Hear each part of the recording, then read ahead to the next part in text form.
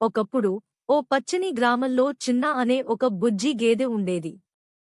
అది చాలా కలివిడిగా, హాయిగా ఉండేది. కాని చిన్నా దగ్గర ఒక చిన్న కోరిక ఉండేది. నేను కూడా పెద్ద గేదెలా పాలివ్వాలి అని. ప్రతిరోజు ఉదయమే పెద్ద గేదెలు అన్ని గోశాలలోకి వెళ్లి పాలు ఇవ్వడం చూసి చిన్న ఆశగా చూసేది. ఒకరోజు మోమో అనే చిన్న కోడి చిన్నాని అడిగింది. నీవు చిన్నవేగదా, పాలివ్వాలంటే ఇంకో కొంత సమయం పడుతుంది. చిన్నా తల ఊపింది. అవును, కానీ నేను ఆరోగ్యంగా తింటూ నన్ను బాగా చూసుకుంటాను. అప్పుడు ఓ రోజు నేను కూడా పాలివ్వగలుగుతాను అని చెప్పింది.